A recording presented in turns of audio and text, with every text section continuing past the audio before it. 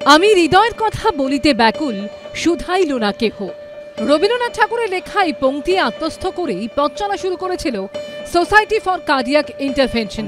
উদ্দেশ্য ছিল রোগীর হৃদয়ের কথা শোনা, সেখানে কোনো জটিলতার আভাস পেলেই সমাধানের উপায় খোঁজা।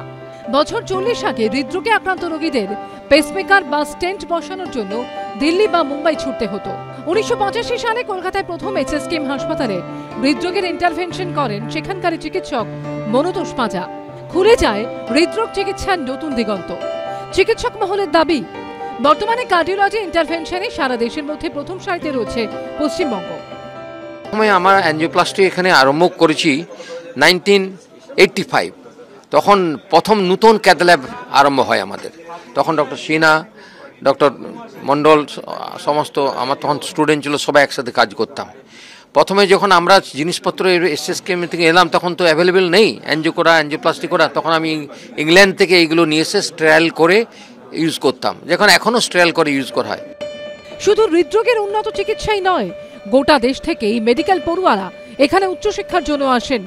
বিশ্বজুড়ে চিকিৎসা বিজ্ঞানের অগ্রগতি এবং এখানে কি ধরনের চিকিৎসা হচ্ছে তা বিশ্বের দরবারে তুলে ধরাই সোসাইটি ফর কার্ডিয়াক ইন্টারভেনশনের লক্ষ্য।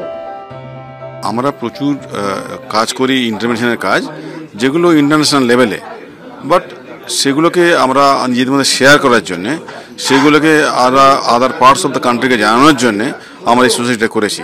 To share knowledge, cardiology subject, intervention cardiology subject particularly tremendously advance হচ্ছে। তো সেইগুলো সারা বিশ্বের সঙ্গে সমান মান রাখার জন্য আমরা শুরু করেছি। প্রায় 4 দশক পর এবার স্থায়ী ঠিকানা পেল এই সংস্থা। EM বাইপাসের ধারে 3তলা ভবনের উদ্বোধন করেন তৃণমূলের চিকিৎসক বিধায়ক সুদীপ্ত রায়। সংস্থার তরফে জানানো হয়েছে, চিকিৎসা বিজ্ঞানের আধুনিক প্রযুক্তি ও প্রয়োগ কৌশল নিয়ে পারস্পরিক মত বিনিময়ের পাশাপাশি চলবে হৃদরোগ নিয়ে সচেতনতা তৈরির কাজ। এই প্রত্যেকটা ডিজিজ কিন্তু, যে diabetes, heart disease, high pressure, এগুলো কিন্তু প্রত্যেকটাই আমরা অ্যাকোয়ার করি, নিয়ে জন্মাই না, মানে লাইফস্টাইল ডিজিজ।